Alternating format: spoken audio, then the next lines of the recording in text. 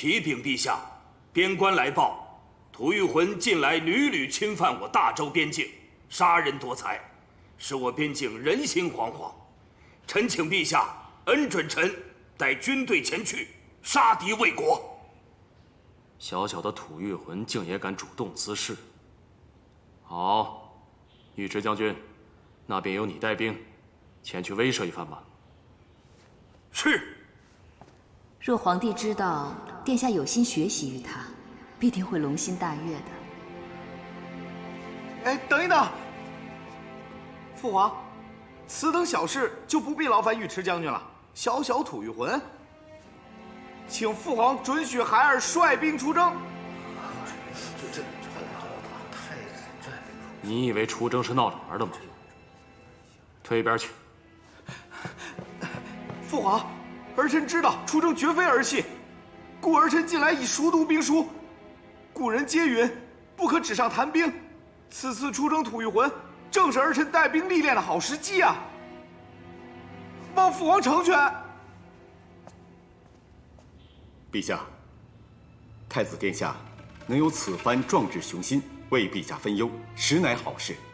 臣以为，让太子殿下到战场上历练一番，也未尝不可。高司徒，战场上刀剑无眼，你如此鼓动殿下上战场，是何居心啊？国家所需，太子有心出力，你却问我有何居心？我还要问你有何居心呢？好了好了，本宫是自愿出征的，你们二人吵什么？真是莫名其妙。父皇，儿臣真的是护国心切，想为父皇分忧，望父皇成全。你是太子，你的安危确实事关重大，此事需从长计议。众卿若无他事，退朝吧。哎，退朝！陛下万岁万岁万万岁！启禀陛下，太子在殿外求见。看来他决心很大呀。让他进来吧。是。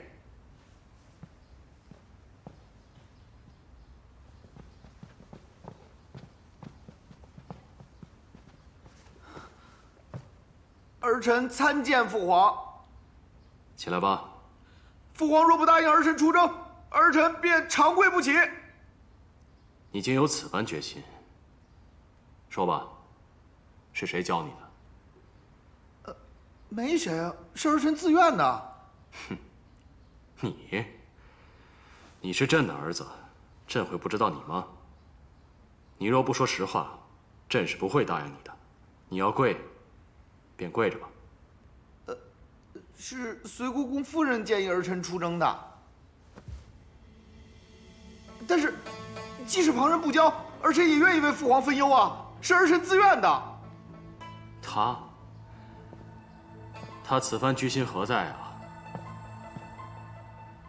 难道他连你也想左右了吗？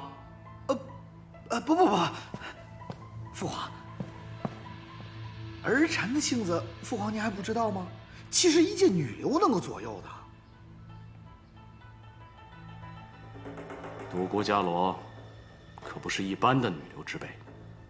父皇，儿臣自知能力不济，父皇不放心儿臣出征。但儿臣若不出去历练，何时才能如父皇所愿独当一面啊？儿臣知道，父皇您在儿臣这般年纪之时，便常常出征。所谓虎父无犬子。哎呀，您便相信儿臣一次吧。此次吐谷浑胆敢进犯，儿臣以太子之身份前去阻击，必定给其极大的威慑，令其不敢再来进犯。哎呀，儿臣有心护国，望父皇成全。哎呀，父皇，你若还是不放心的话，可让朝中大将随儿臣一同出征啊，儿臣也好多加学习嘛。朕也觉得你该好好历练历练了。既然你有心，如今又有一个好的时机，那你便去吧。多谢父皇，儿臣定不辱使命。走吧，宝贵。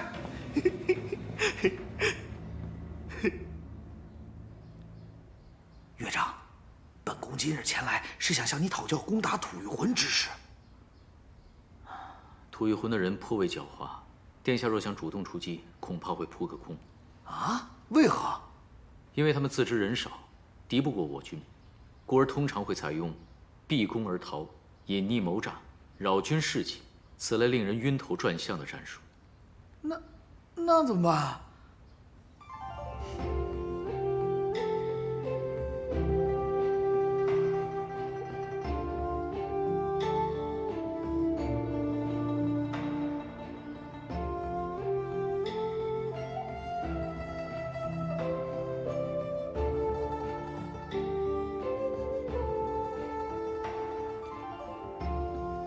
妙计呀，岳丈，妙计呀！不过父亲，我们来问您吐谷浑之事，您似乎一点都不意外。其实我一早便得知了太子殿下主动请缨出征吐谷浑的消息。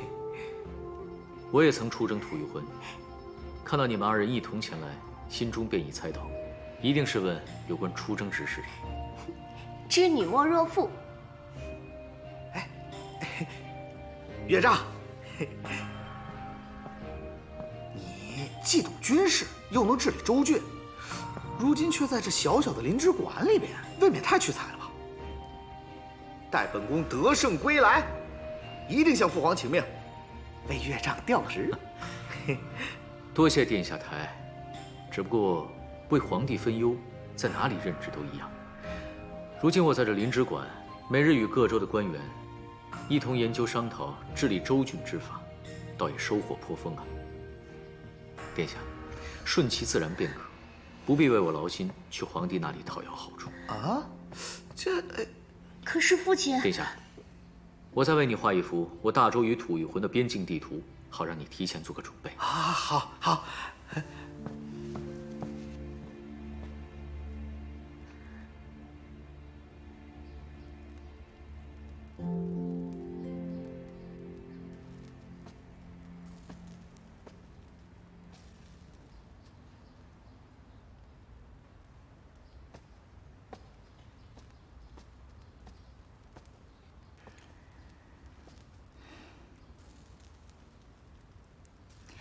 他会平安归来的，你别担心。母亲怎知我在想什么？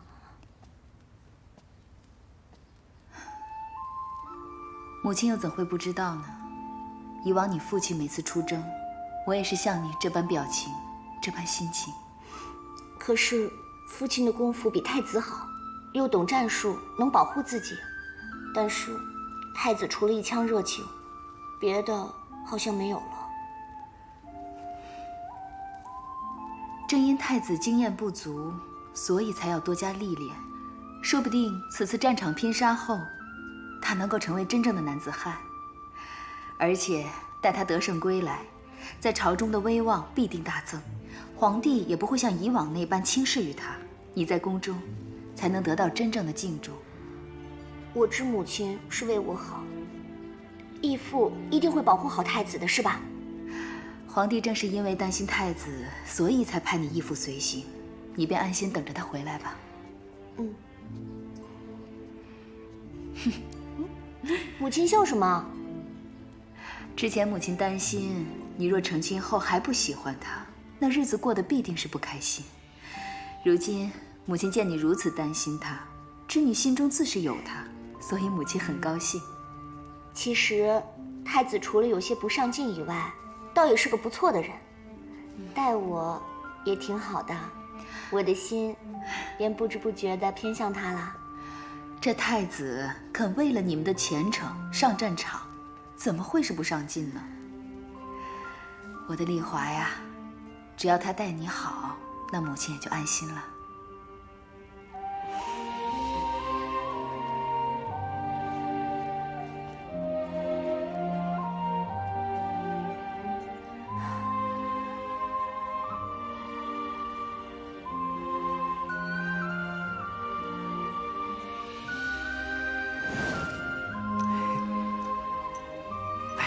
结实了，哇，这个特别沉。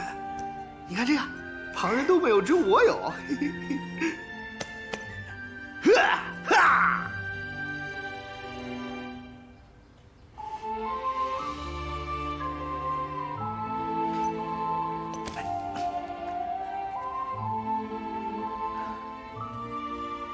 丽华，待我凯旋，你再帮我亲手放上去。放心吧，啊。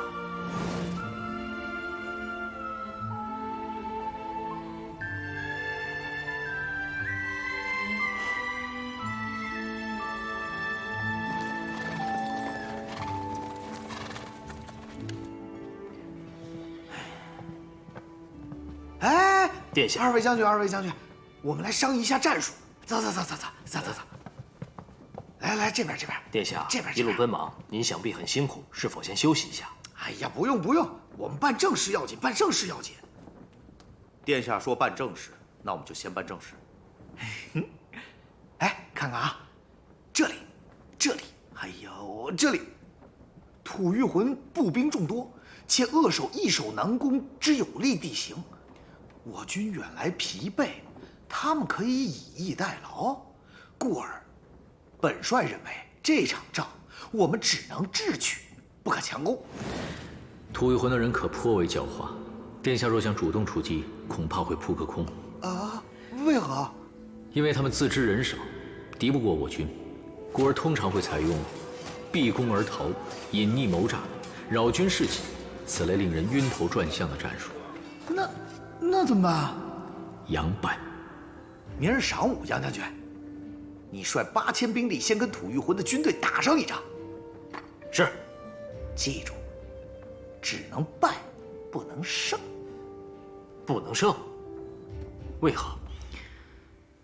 配合他们的战术，待他们以为我军真已晕头转向之时，将他们诱入北国境内，再命人假扮吐谷浑的骑兵，偷袭北国边境，引发北国对吐谷浑的愤恨，到时便可借北国之力，与我军前后夹击。彼时，便是吐谷浑兵败之时。殿下，妙计。哎，不算什么。哎，杨将军，来，明日虽是让你佯败，二弟，但是你这背后的军师当的不错嘛。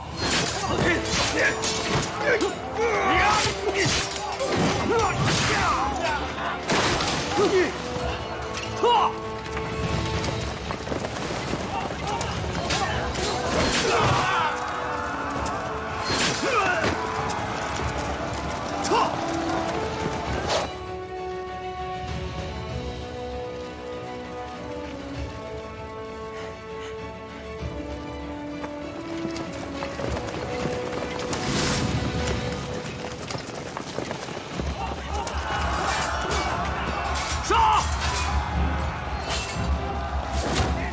公元578年3月，周国太子宇文赟率军回击犯境之吐谷浑军队，使妙计借北国之力，以极少的伤亡大败吐谷浑。首次出征的他，一战成名。呀！你慢点吃。云儿真是长大了，不但能主动请缨去打仗，还能打个大胜仗回来。孩儿也是为了日后跟丽华的日子能过得好一点，我才去的。为了日子能过得好一点，这是何意啊？母后，孩儿的意思是，我主动请缨去打仗，得胜归来，父皇他就不会看不起我了。这样，我与丽华今后的日子才能过得舒心一些。云儿，这建功立业，应当是一个男子汉毕生的志向。你身为太子，更该有顶天立地之志。此次出征，你虽然凯旋，但若只为了儿女私情，那母后便不得不说你眼界太小，切莫像女儿家一样小家子气。哦，殿下的意思是，所谓治国必先齐家，先稳固了我们的小家，他才能全心的为国之大家而拼搏。你倒是伶牙俐齿，跟你母亲一样。丽华说的就是我想说的，母后。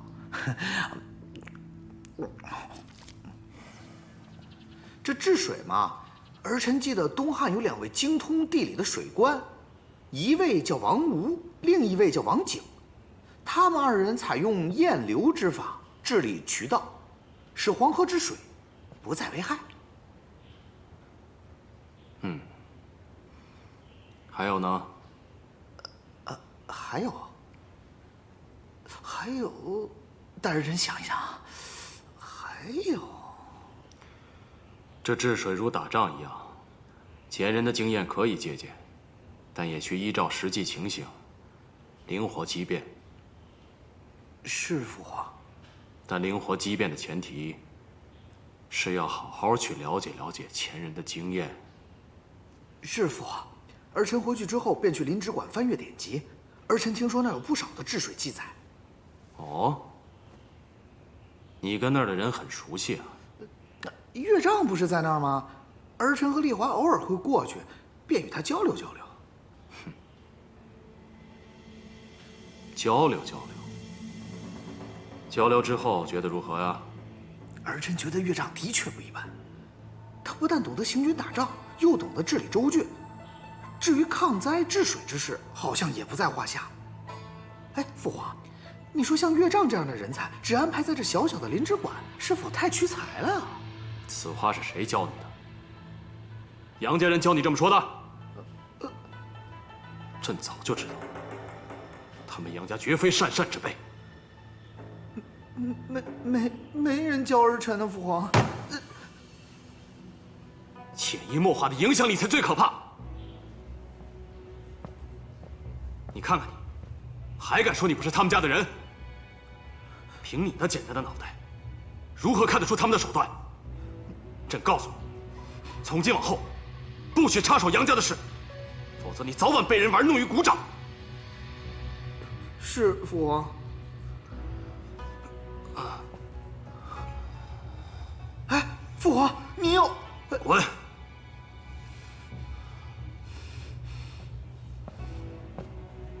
宝贵，走。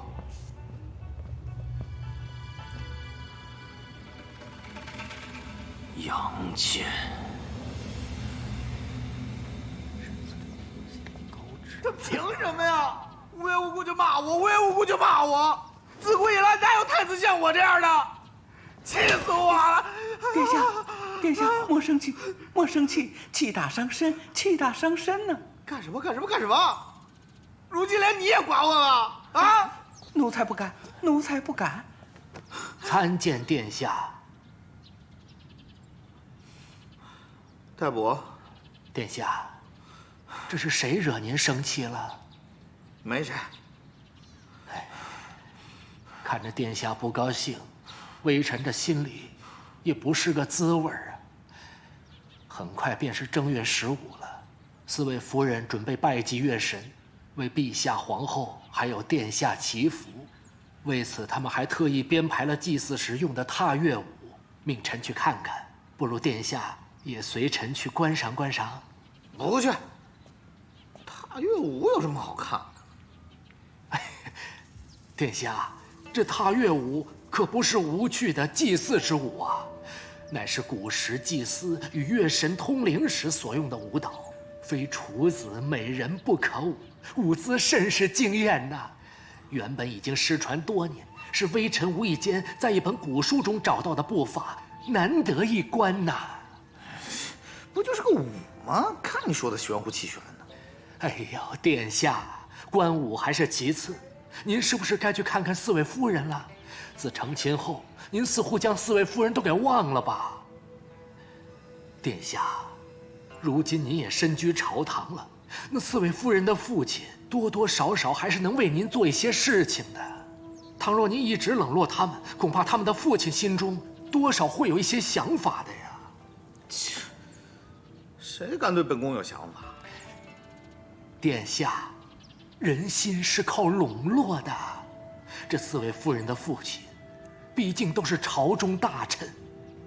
您如此冷落他们，那是会影响君臣关系的。到时陛下还不是要怪罪于您？行吧，跟你去看看也无妨。殿下请。哎，下去。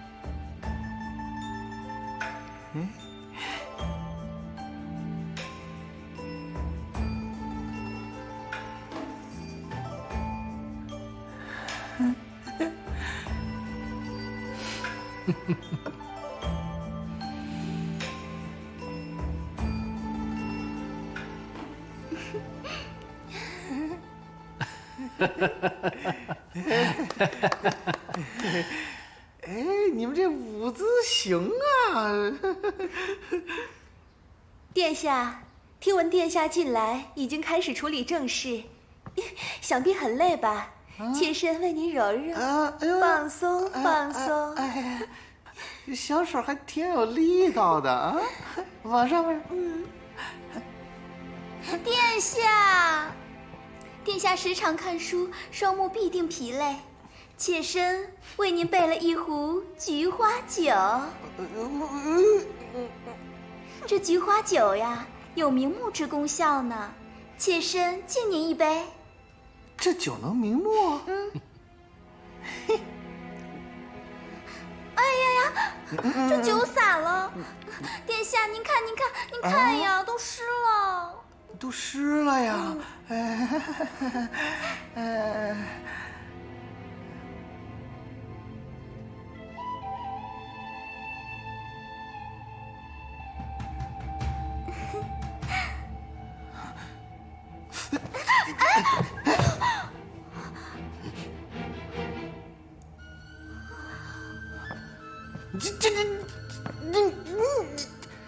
你，本宫还有事，先走了。殿下，殿下，殿下，殿下，殿下，殿下！太卜，这是怎么回事啊？你们也都看到了，殿下心系太子妃，诸位夫人还得多加努力才是啊。太子妃，又是太子妃，哼！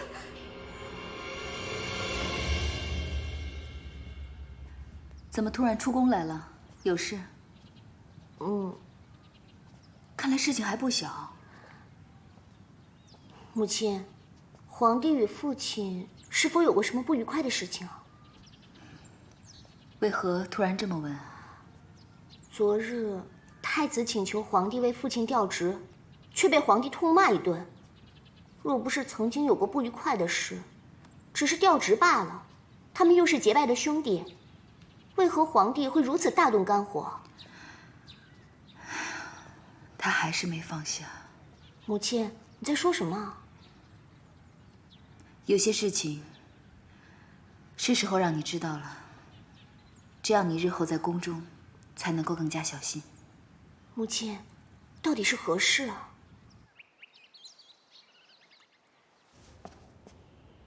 启禀陛下，因上次殿下妙计，诱吐御魂军队入北国，北国察觉后，认为自己被利用，故近来多有进犯我大周边境，似故意挑衅。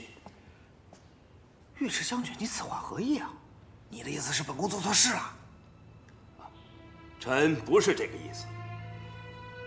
这些年，北国境内各部逐渐四分五裂，内力消耗过大，国力已大不如从前，甚至军队供给都有问题，故他们寻了个由头，侵犯我边境，抢夺我钱粮。这是他们蓄谋已久之事，绝非殿下之过。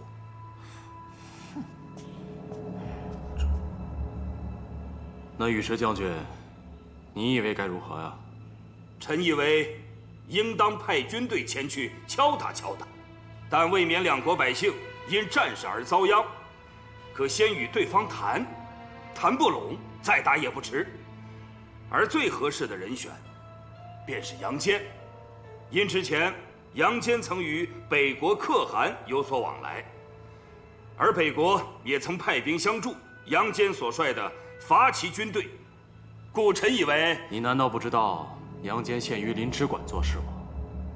比起战场，临直馆更需要他。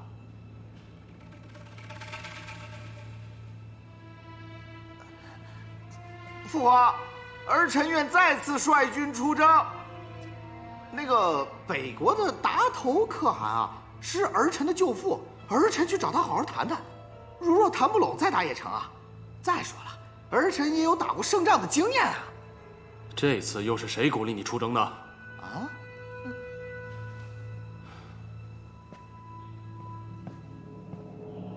北国不比吐谷浑，你以为是你耍点小聪明便能打败的吗？只不过是打了一场胜仗而已，就敢如此轻敌？你是太子，是一国储君，被人随意怂恿一番，就嚷嚷着要出征啊？有没有半点自己的想法？朕还能指望你什么？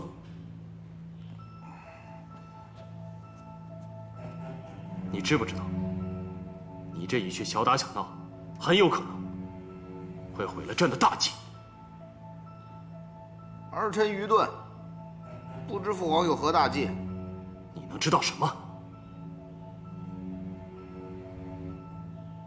正如尉迟将军所说，如今北国内部四分五裂，国力日衰，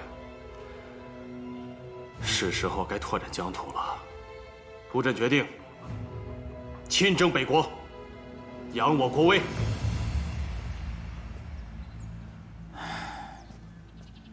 哎，二弟，出大事了！皇帝要出兵北国，还要亲自挂帅。北国又侵犯我大周边境，可不是嘛？这刚打完吐谷浑，现在又要打北国。我们都说了，可以先采取柔和手段来平息两国一触即发的战争。哎，但皇帝坚持要征伐呀，我们是想不出什么招来劝他了。你可有办法？恐怕难了。为何？皇后刚才召我进宫，也正是为了此事。她已百般请求皇帝不要再大动武力，可皇帝根本听不进去。皇后问我有什么办法，我一时也想不到。这个皇帝真是太固执了。要不我去劝劝他，或许有用。哎，不可，二弟，我们是来找你商议的，不是让你去以身犯险的。哎，什么以身犯险？大哥你言重了，我是去劝谏。你们放心，没事的。大郎，我觉得不妥。皇帝现在不想见你，你还是不去的好。伽罗，你怎么也跟大哥一样？你们放心吧，劝不住我也会没事的。如果劝得住，岂不是皆大欢喜的事情？好了，在家里等我吧。啊，哎，二弟，二弟。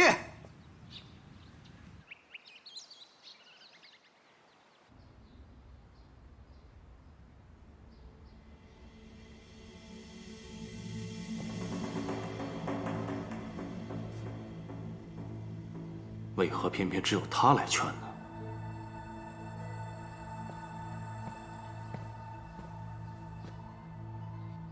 隋国公，陛下若想见你，早传你了。你看你等了那么久，陛下都未松口，你还是回去吧。见不到陛下，我是不会回去的。隋国公，你又何必如此固执呢？待会儿惹得陛下不高兴，你可担待不起。你也莫让我们为难了，还是回去吧。你一直这样跪着，陛下不想见你，你也见不到。隋国公，你这是做什么呀？隋国公，还是回去吧，否则别怪我不客气了。此事事关皇帝的安危和整个国家的前程，你若一再阻拦，休怪我对你不客气。陛下，臣知道，陛下不愿意见到臣，但臣还是要说。臣说完，甘愿受罚。北国地处苦寒之地，地广人稀，衔接不宜。我大军入京作战，供给将会变得十分困难，且马上便要入秋，那里天气变化非常之大，而我大周的将士根本就不适应那样的作战环境，势必严重影响士气。即便陛下决定要征讨北国，也不应该选在此时，这样对我军甚是不利。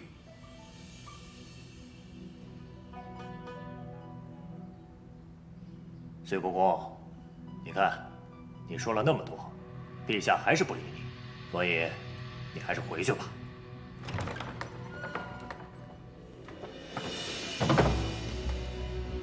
陛下，安德，你觉得隋国公说的有理吗？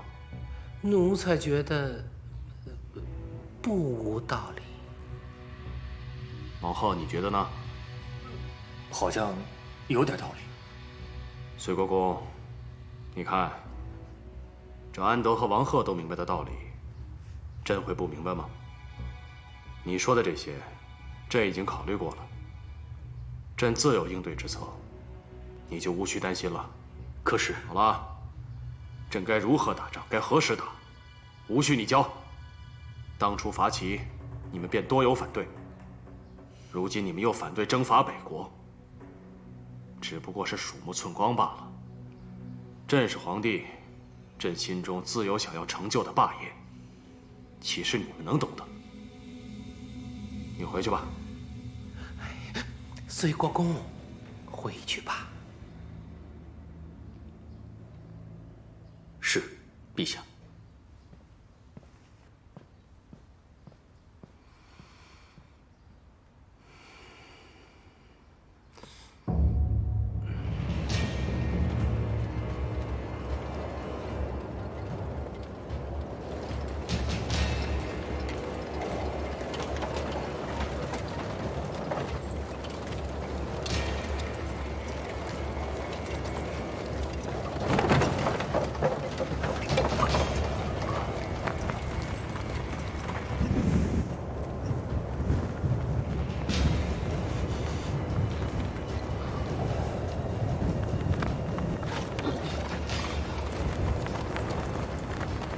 陛下，您没事吧？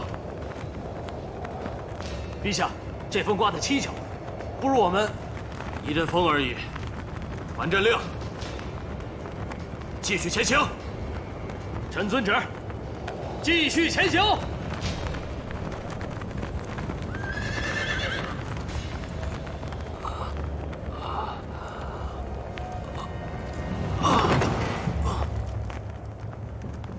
陛下，陛下，陛下，陛下，陛下，陛下，陛下。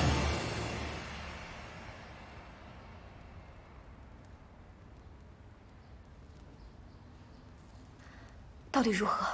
皇帝要不要紧？回禀皇后，陛下早年留存在体内之毒尚未排尽，长期日夜操劳，近来本就体弱气虚，加上情绪急躁不稳，怒火攻心。大军出发之时，刮起蔽日风沙，寒气侵入陛下龙体。你就说皇帝到底会不会有事？皇后，臣等已无力回天。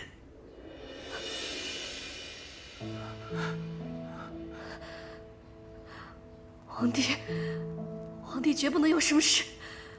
如若皇帝有什么事的话，你们都别想活了。是。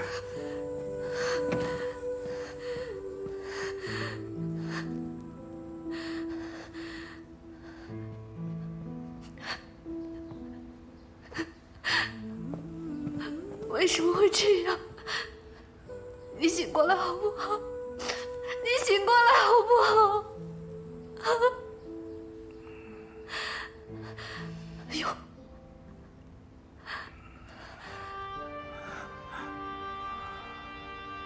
什么？你在说什么？伽罗。伽罗？到这个时候，你还在说伽罗？伽罗？那我算什么？我算什么？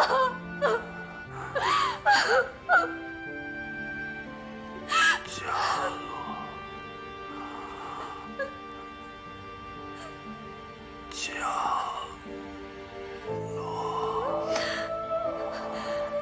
传德，在。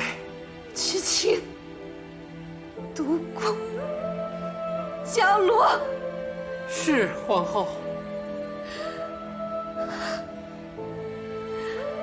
我帮你把他请来了，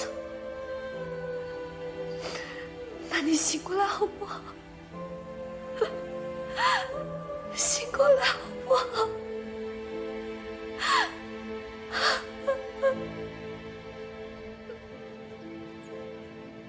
传皇后口谕，急召随国公夫人独孤伽罗进宫。臣妇领旨。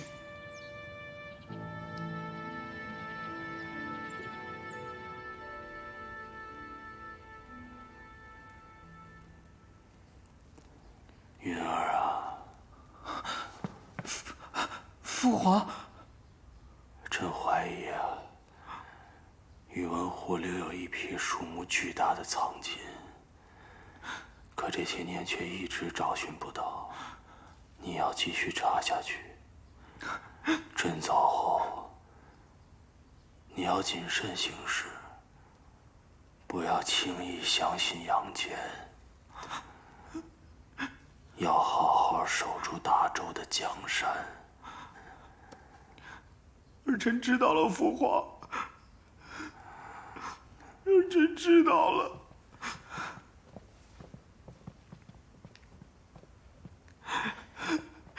启禀皇后，随国公夫人到了。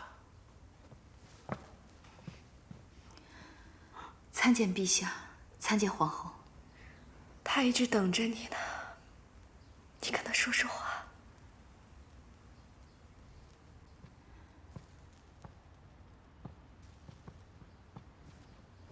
陛下，伽罗来看你了。伽罗，临走前能见你最后一面，臣很高兴。陛下，朕这一生坎坷曲折，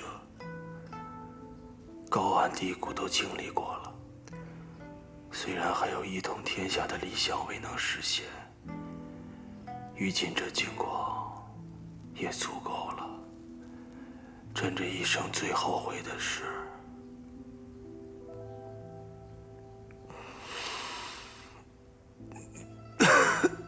陛下，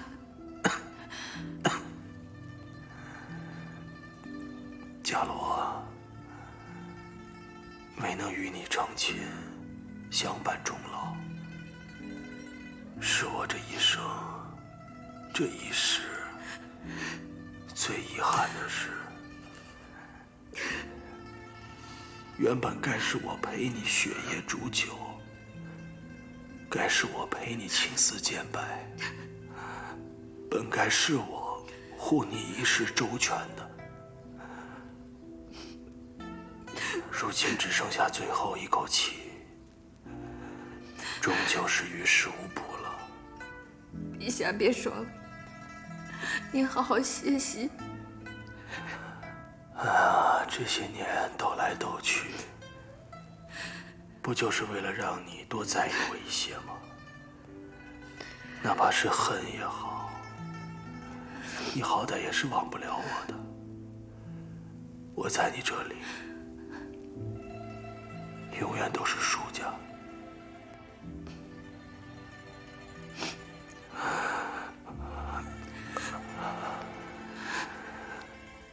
余生还长，我不能在远处守望着你了。你要多保重啊！你的阿勇只能陪你到这儿了。伽罗，你原谅我好不好？我错了。对不起，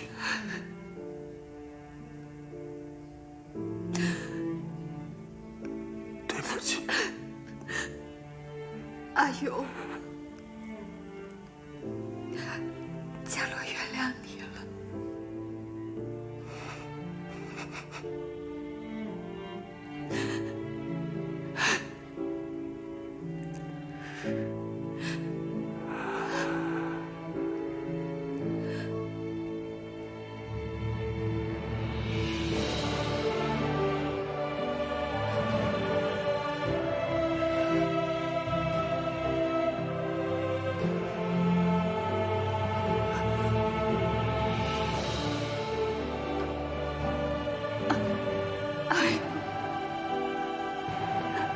哎呀，父皇！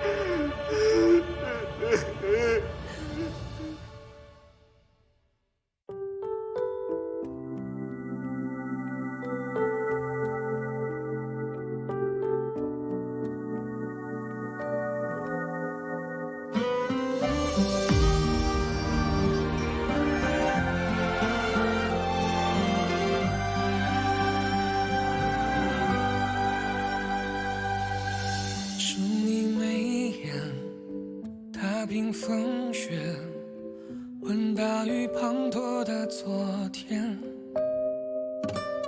思念蜿蜒，幻化成劫，时光悄悄走笔飞烟。